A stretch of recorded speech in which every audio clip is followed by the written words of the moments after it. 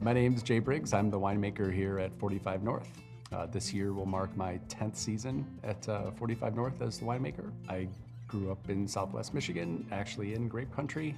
Down there, juice grapes mainly. My grandparents met picking grapes, so it's a little bit of full circle. I studied viticulture and enology at Michigan State. What I brought to 45 North, I think, is a little more knowledge of vineyard. So knowing the grapes and knowing what I wanted from the grapes, I think was a big bonus getting here into the cellar. And then moving into the cellar was fantastic. It's a fantastic place to work.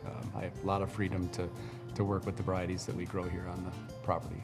We're pretty well-rounded as far as products go. We make dry, we make off-dry, we make sweet, we make red, we make white, we make rosés. We run the whole spectrum there. What we're known for, I think, number one is our sparkling peach.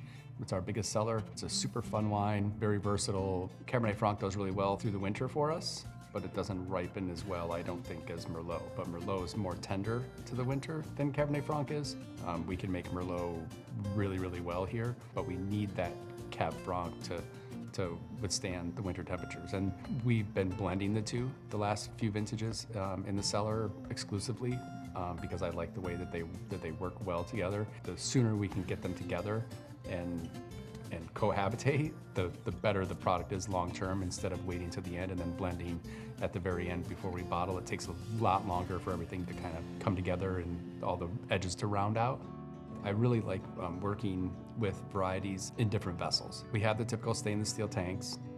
We have the typical oak barrels, French oak mainly. We have some American oak. We use large format, which means larger barrels. So most barrels are 60 gallons. We have a lot of puncheons that are 130 gallons. We have 2 concrete eggs as well. So I really like to see what varieties, how different they react in different vessels, and then bring them back together. Our dry Riesling is probably the pinnacle of that, of my meddling and in vesseldom.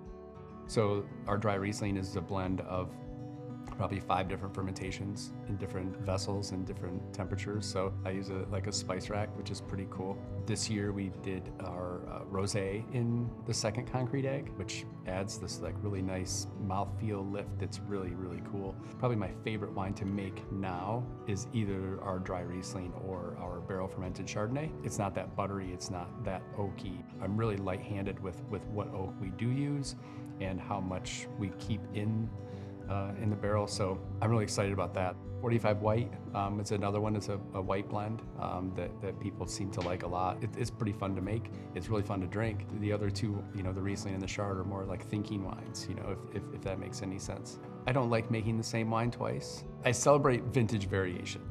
I really like the fact that our wines are different every year. It's always going to be different.